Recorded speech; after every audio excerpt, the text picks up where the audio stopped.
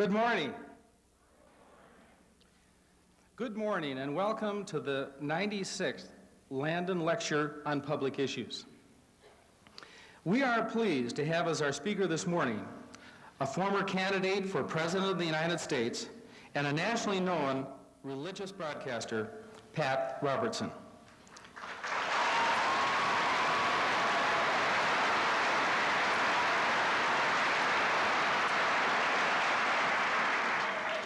Ladies and gentlemen, Pat Robertson is the founder of the Christian Broadcasting Network, Incorporated. He's also founder of International Family Entertainment, Incorporated, North Star Entertainment Group, Incorporated, Broadcast Equities, Incorporated, and among other things, the National Heads Up Literacy Initiative. Mr. Robertson founded CBN in 1959. It was the first Christian television network established in the United States of America. Today, it is the world's largest television ministry, with programs airing across the United States in 9,000 communities and in 56 foreign countries. CBN's flagship program, The 700 Club, has been on the air for over 29 years. In 1987, after garnering more than 3 million signatures on petitions, Pat Robertson formally announced his candidacy for the Republican nomination for the office of President of the United States of America. During the primary season, Pat gained 1.9 million votes, or 9% of the Republican vote nationwide. He won, if you recall, caucus victories in 5 states and placed second in 8. Mr. Robertson has served on various boards and has received numerous honors and awards during his career. He is past president of the National Council on National Policy.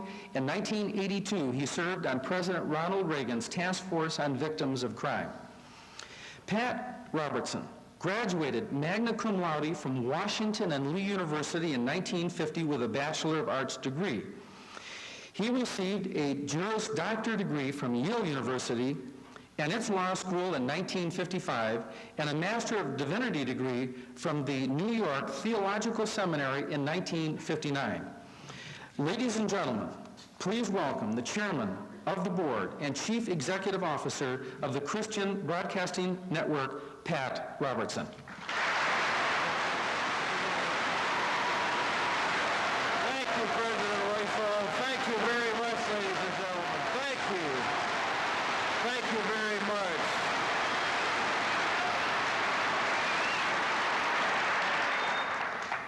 It is a great honor for me to be here for the Alf Landon Lecture. As you all know, Alf Landon was a great man, governor of this state, a man who stood with good humor and great grace for what he believed in, and he was a towering figure in American political life. And I understand that you today have been looking forward to an address by a Republican broadcaster who's a major force in American politics and whose controversial views are heard by millions of people each week. Unfortunately, Rush Limbaugh could not be here.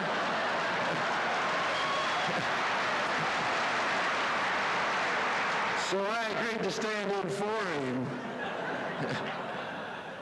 But as you heard, I ran for president in 1988, and that was a remarkable experience. I've always believed that ours is the greatest and most decent country on earth.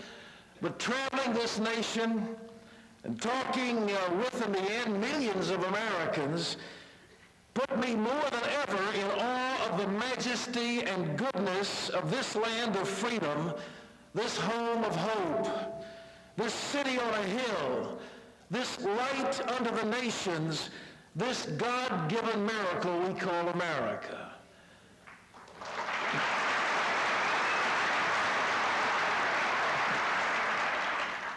In the once communist world, leaders are discovering that freedom needs faith as its preamble. The people in the Eastern Bloc today equate religion with freedom and opportunity. People who are free to worship in the religion of their choice are free to prosper in the economic endeavors of their choice. But as the nations of Eastern Europe have found, it is difficult to build new institutions in place of ones that have crumbled. Nations need what political philosopher Michael Novak calls mediating institutions, meaning those private institutions that stand between the individual and the state and protect the individual from excessive state power. Aside from the family, the most important such institutions have been the churches, by which I mean anything from a one-room tabernacle to an entire denomination. The newly freed nations of Eastern Europe and the former Soviet Union need religion because without it, their efforts to liberate their nations will fail.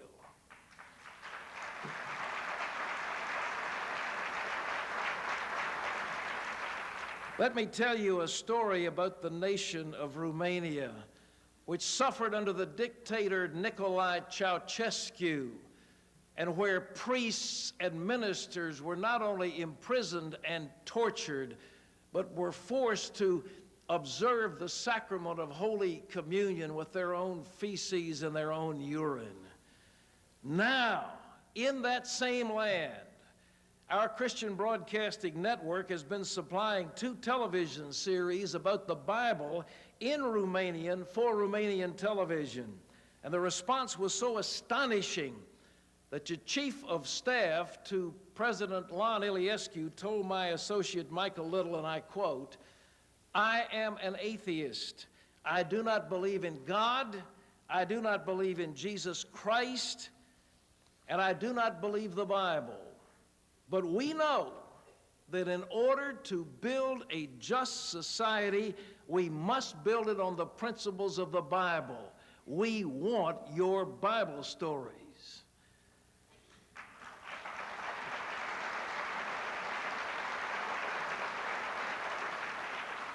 We want your Bible stories. Our first colleges were divinity schools.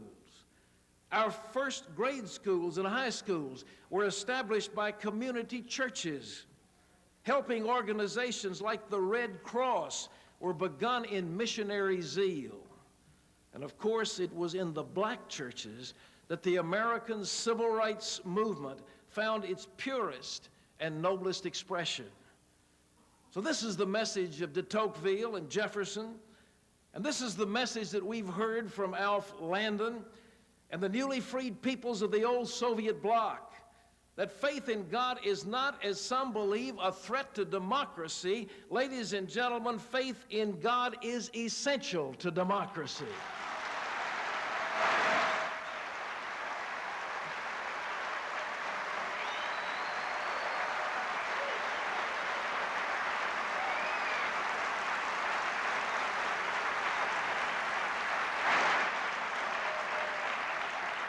I ask those of you who consider yourselves completely secular to acknowledge the affirmative role of religion in our society.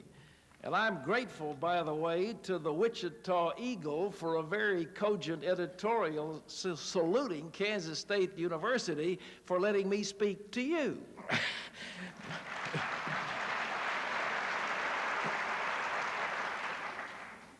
But those of us who are religious must acknowledge that there have been abuses in the name of religion. Like, for example, when the Ayatollah Khomeini sent 12-year-old boys into battle for the supposed glory of God. When the apostles of apartheid in South Africa tried to make the noxious claim that the suppression of an entire people was the will of God. Or more recently, when 2 deluded people claimed that they were acting in God's name when they shot 2 abortionists, one of them in Wichita. I want to make this clear.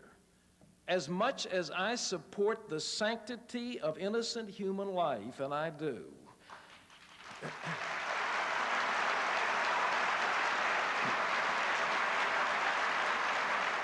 much as I believe that peacefully resisting injustice is a noble act, I abhor these demented acts of violence. And I absolutely agree with the United States Conference of Catholic Bishops when they said, and I quote, "The violence of killing in pro-life makes a mockery of the pro-life cause."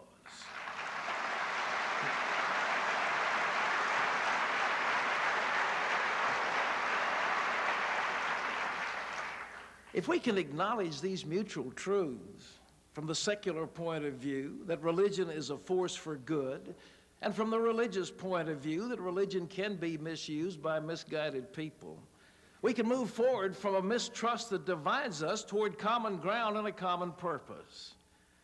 It's ironic that there's some in this nation, a nation built on belief in God, who think that belief in God is the nation's undoing.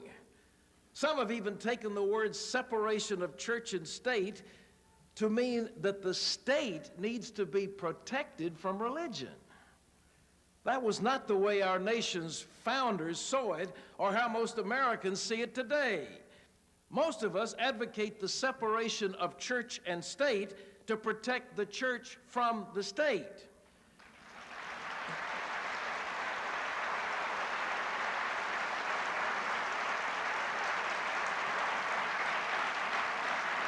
To guarantee the free practice of religion against the temporal depredations of bureaucrats and power-hungry tyrants.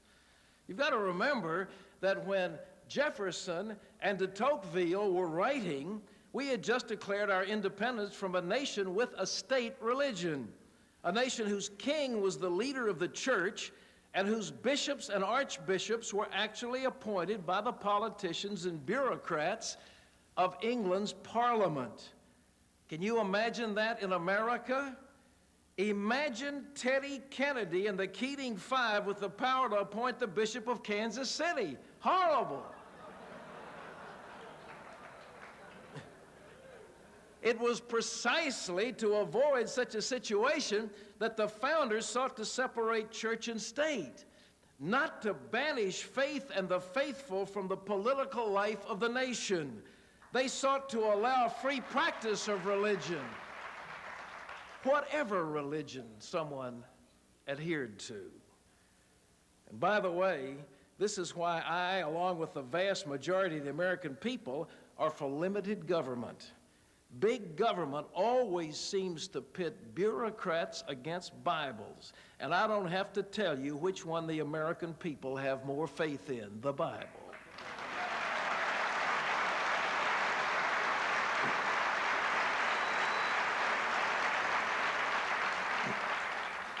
You can see the wisdom of the founding fathers in attempting to set boundaries for the protection of religion from the heavy hand of the state, because that heavy hand is still very much with us today.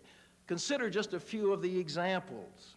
The federal courts have forbidden a fifth-grade teacher in Denver, Colorado, to display his own personal copy of the Bible on his desk at school, even though books dealing with other religious subjects sit on nearby shelves. In Washington, D.C., the Department of the Interior has adopted regulations that restrict free speech activities, including evangelisms, on sections of Constitution Avenue. And it doesn't stop with federal action. At Morehead State University in Minnesota, officials some time ago told co-ed students that they could not include a fish on a mural on a dormitory because it was a religious symbol that separated the wall, that violated the wall of separation between church and state. In Michigan, a 5-year-old girl in kindergarten tried to thank her Lord before her Friday snack of milk and cookies. Her teacher told her to stop because prayer is not allowed in school, and this little girl ended up going home in tears. But even worse than that was an incident that took place last Christmas in a city called Concord, California. In a first-grade class, children were asked to stand and tell what Christmas meant to them. One child said, "It means Santa Claus." And the teacher said, "Well done." Another child said, "It means to me a menorah." And the teacher said, "Well done." Another little girl, we'll call her Jennifer, stood up and said, "It means to me a manger." The teacher said, "Jennifer, we cannot discuss God in this classroom. Go sit down and put your head on your desk." That happened in America. And ladies and gentlemen, I wish to say these were isolated aberrations, but the organization I work with has helped people whose free speech of their faith has been challenged, and we are receiving at this time of year between 30 and 40 cases similar to this, and I am pleased to report that we are going into the federal and the state courts to win victories for those believers who wish to exercise their faith, and in contests against the liberal American Civil Liberties Union, the ACLU, we have not lost one case in 2 years.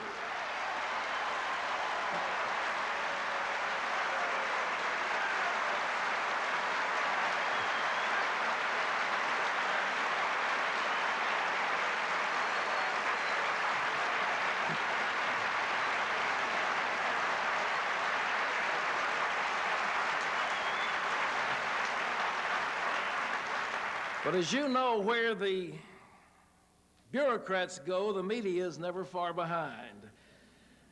I know you share my shock at the suggestion of syndicated columnist Molly Ivins that the tax-exempt status of American churches be revoked if their parishioners dare to speak out on controversial issues such as abortion. And some are not just happy unless everything is under the dominion of the public sector. Apparently, they still haven't recovered from the fact that Moses came down from Sinai with the 10 Commandments, not a 10-point government program.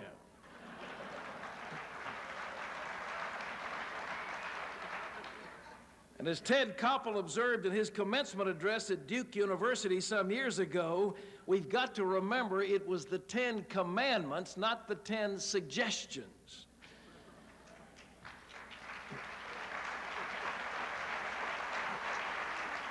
This effort to demean religion and religious practices has gained a foothold in the political culture. What Yale law professor Stephen L. Carter calls in his influential new book, The Culture of Disbelief. Well, there's another term for this kind of assault. It's called McCarthyism, and it's just as foul a tactic when practiced against Christians as it was against purported communists a few decades ago. And yet I find the virulence of these assaults a reason to celebrate, not a reason to fear, because the opponents of religious belief in America have become so fierce because they realize that at the end of the 20th century, the tide has turned against them.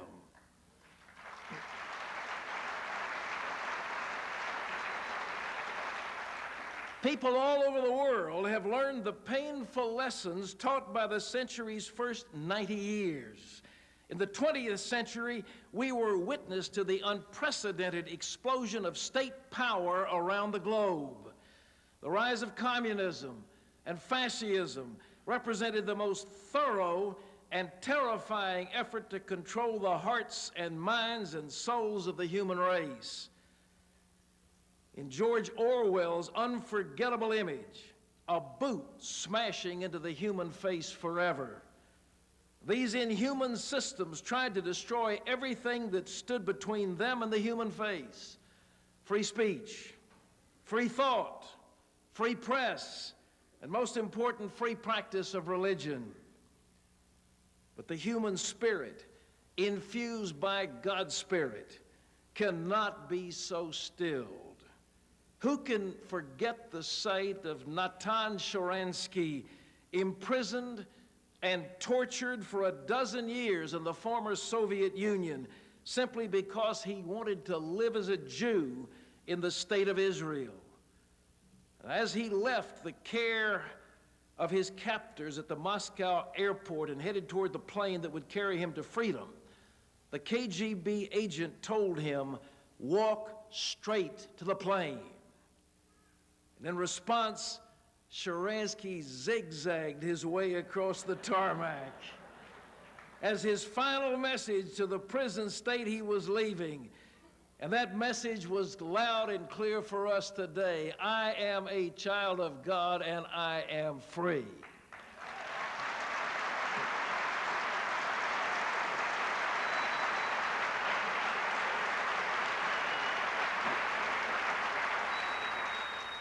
And a scant 3 years after Sharansky's release, the Berlin Wall came down, and communism's dreaded assault on the freedom granted mankind by God breathed its last. Yes, the tide has turned. Outside the communist world, people have come to understand that they cannot look to the state for answers to solve the problems of humanity. In Sweden, voters rejected 50 years of socialism. And in 1980, in Central and South America, democratic elections and not military juntas have become the norm. It's all part of a process that writer Tom Wolfe has called the Great Relearning. And it's one of the ironies of our time that just as the world outside the United States is relearning the lessons of freedom and faith, our leaders in Washington are looking back with nostalgia to the failed concepts of the past. They seek the reestablishment of the Great Society, the disastrous policies of the mid-1960s that expanded the federal government, damaged the poor, and set our government on a reckless course of deficit spending that now threatens the nation's economic well-being. Well, being here in Kansas, I'm happy to report that Washington is not the heartland of America.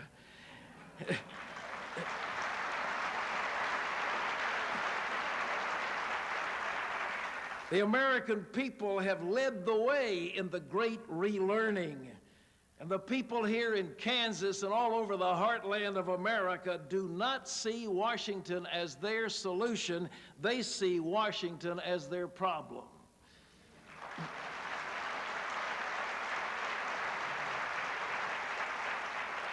In their effort to increase the size and scope of government, the residents of 1600 Pennsylvania Avenue are not simply spending too much money. They want to increase American dependence on government, which is ruinous both for the initiative and the soul of the nation. Governor Landon foresaw this problem in 1936. When speaking in New York City, he said these memorable words, and I quote, "We have been allowing material things to obscure the great religious and spiritual values. But life is more than bread. Character is the supreme thing. We have been weakening these very qualities upon which character is built." And then he added, "It would be a tragedy if in our attempt to win prosperity, we should lose our own souls. It would be an overwhelming disaster if we should forget that it is righteousness that exalteth a nation."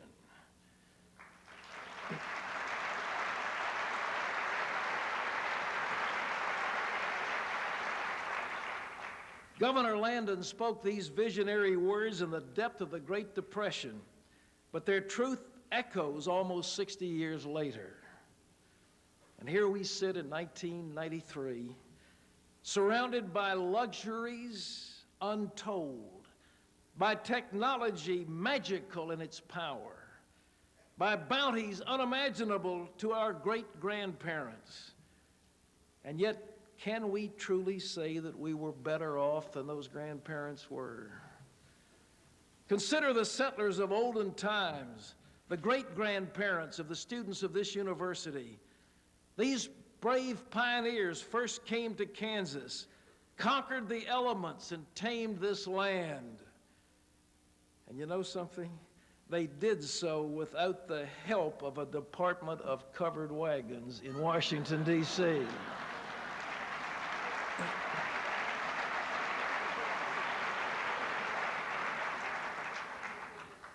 So today, let us follow their example.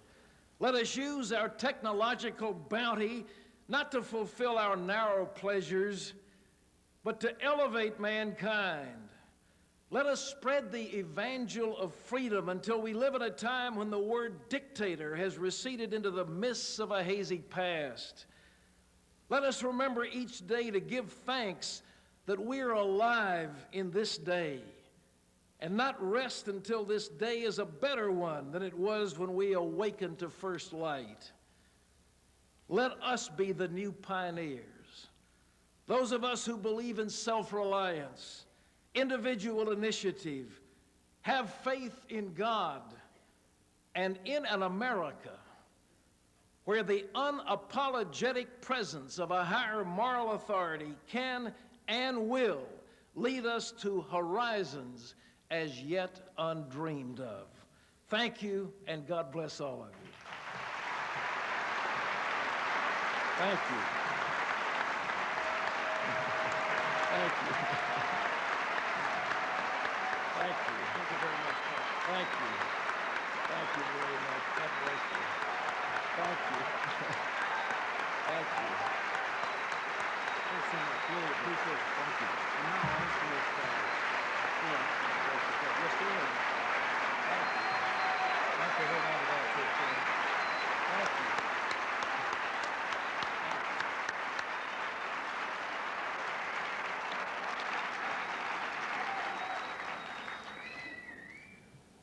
Pat Robertson, thank you very, very much. Let's give him another big hand.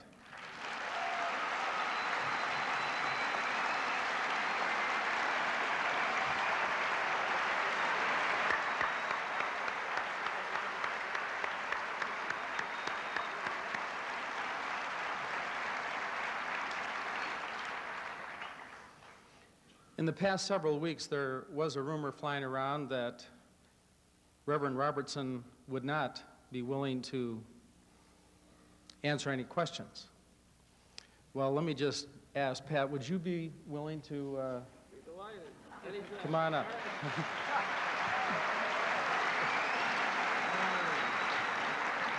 And on the ground rules, for some of you who have been here before, we do have microphones on your right and your left.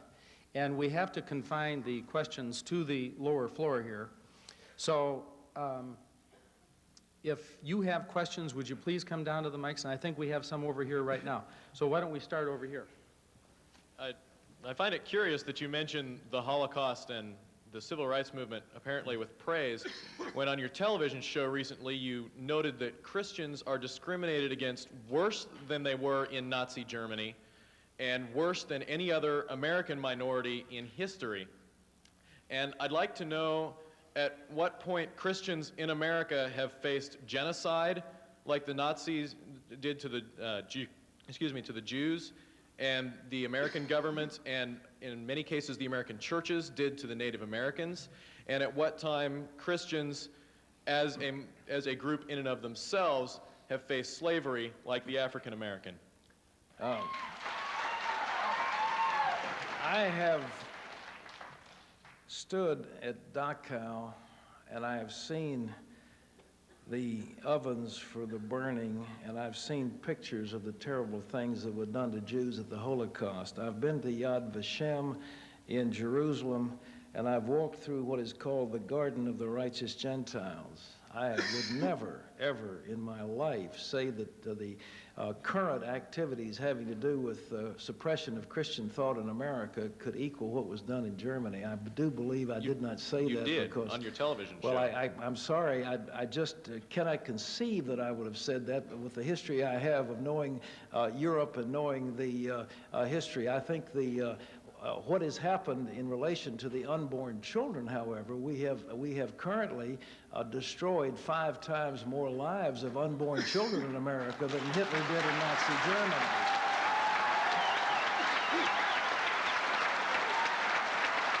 All right. Let's take another question. Yes. Your television program, and there was a segment about the Girl Scouts. And in there, you referred to Girl Scouts as environmental paganists because they worship Mother Earth as a god. And my sister is a Girl Scout, and I can assure you she is not a paganist. And I would like you to respond to this, please. Are you sure you're not watching Rush's show instead of mine? No, it was the 700 Club. I can't believe that anything like that was said on my program. I'm a great supporter of the Girl Scouts. I think they're terrific. And as well as the Boy Scouts, I was a Boy Scout. I'm all for the Girl Scouts. I can't understand. I really can't. I don't know what you're referring to. Well, it was your show. I was certain of that. I'm sorry. No, I'm not lying. I just don't believe that what he said. I'm sorry. I don't believe that. Mr. Roberts. Yes. In the times past, there has been tons of protest against homosexuality. And you and I know that in God's eyes it is a tremendous sin. Though he cares for all of us. All right. My question for you is that the protest is centered on that God hates homosexuals. Is this true? Could you rephrase that last? I didn't hear. My question is, does God hate homosexuals? No, it's a good question. Of course not. We minister at our Christian Broadcasting Network counseling centers to roughly 2,000 homosexuals or lesbians every month. I remember one man in San Francisco who was dying of AIDS, and he called the operator and the AT&T operator and said, "I've got to have prayer. I've got to find God. Who should I call?" And the operator gave him our telephone number to call. God loves everybody. Sir.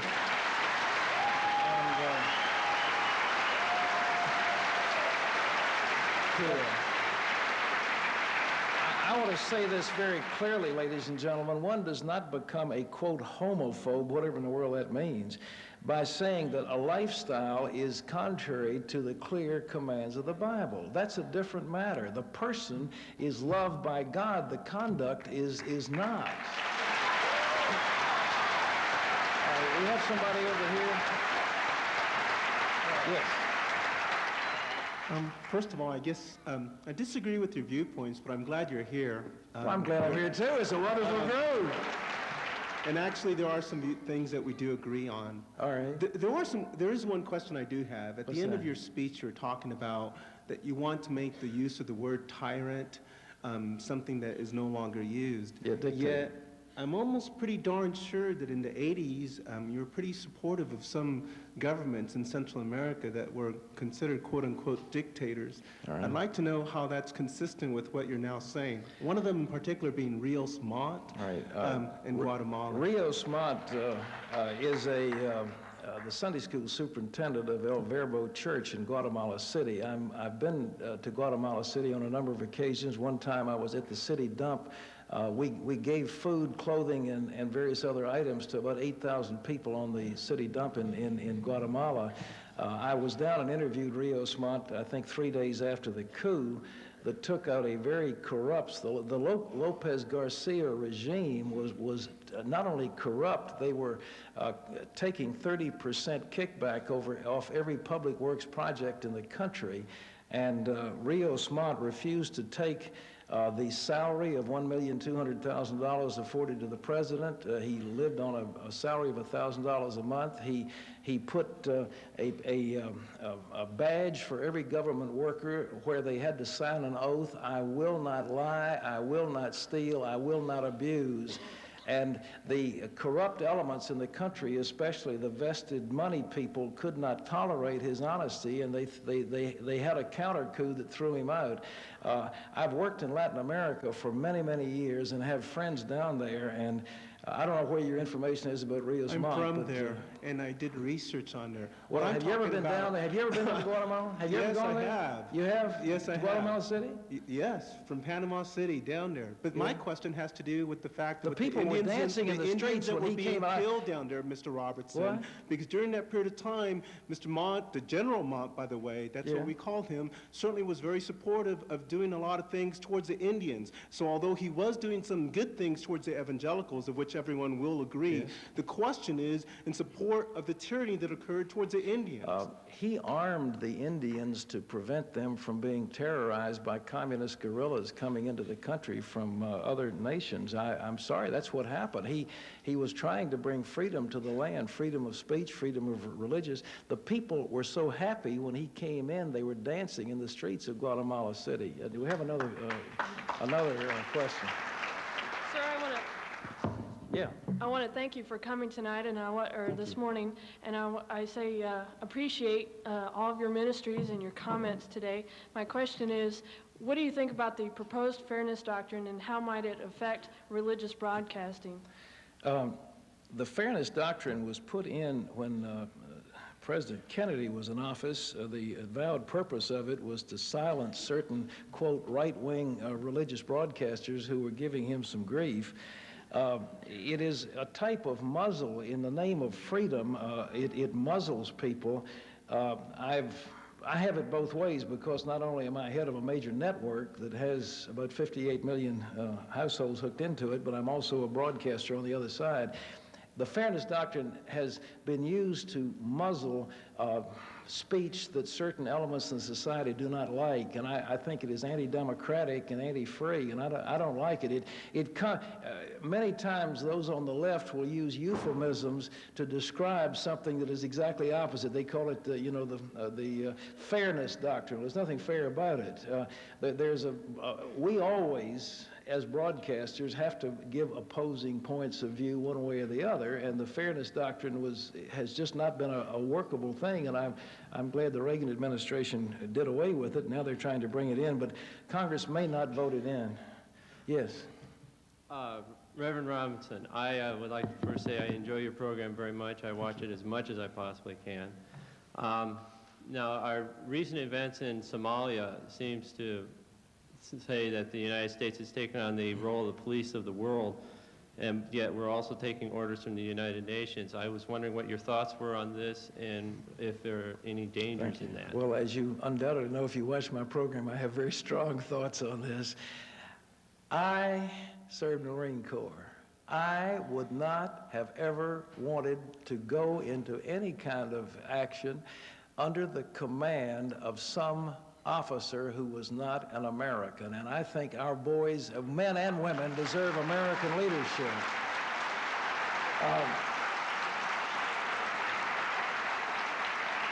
It is a muddle-headed policy that tries to let the United Nations set up the police force for the world. And we've seen a tragedy out there on the result of it. The second thing is we cannot send American servicemen and women into harm's way without giving them adequate armor, without giving them adequate air support, and without having enough body of troops to deter aggressors. We cut our force from 28,000 service people down to 4,500, and when the general in the theater asked for additional armor, it was refused him.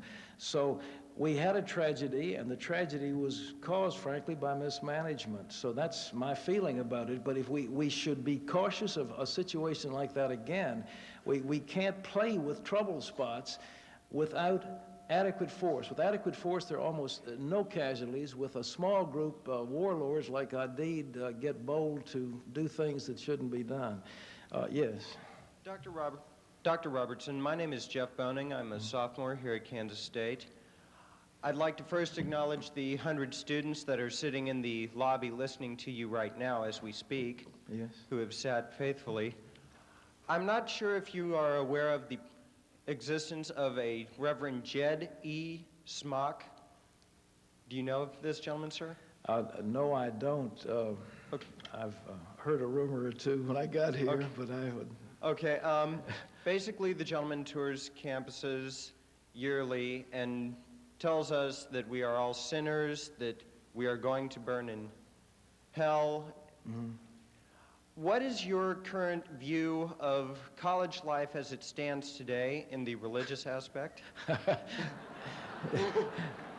Well, I'm a graduate, as the president told you, of the Yale Law School, and I went back to Yale Friday to do a panel there with Senator Danforth and some of the professors, and from what I've seen from the spread of political correctness in the East Coast and unfortunately some of the Midwest institutions, I think religious life is indeed endangered on some of the campuses of America, but that's nothing new. We've had various types of people in colleges and universities over the years who were considered free thinkers, and they were antagonistic to what would be called a biblically based Christianity. So this is nothing new, but I think political correctness, as it's currently being espoused, is one of the greatest threats to freedom of speech and freedom of expression that's ever come in America. Thank you. Thank you. One last question, and I think that I'm told the bell rings and everybody has to leave, so yes, thank you. I agree with you that access to information is one of the things that has caused this country to become great through our history. Yeah. My question to you is, where does the national voucher system fit in, and what's your feeling on homeschoolers that would like to be able to be at home, teaching their children to give them a more proper balance of a full American history? Yes. And should the voucher system be extended to homeschoolers as well as denominational and parochial schools?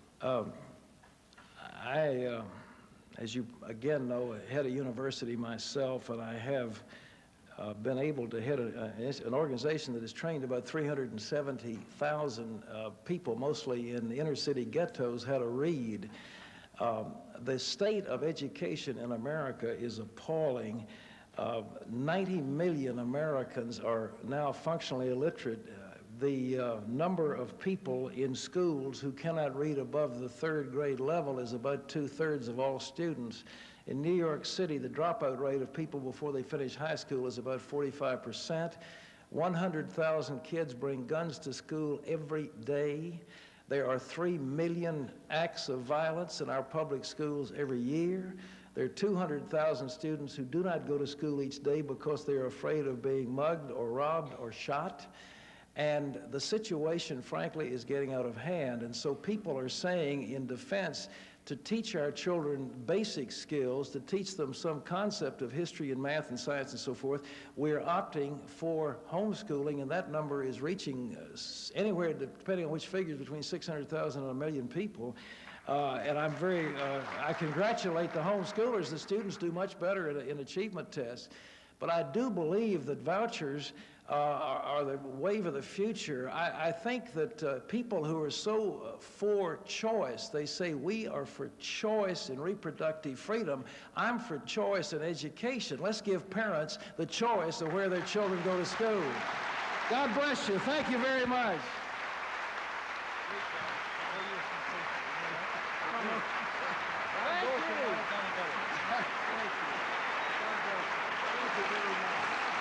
Thank you very much for coming. Thank you very much.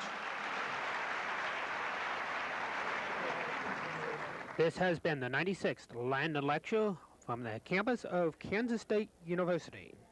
You've been watching it on TCI Cable 6 TV.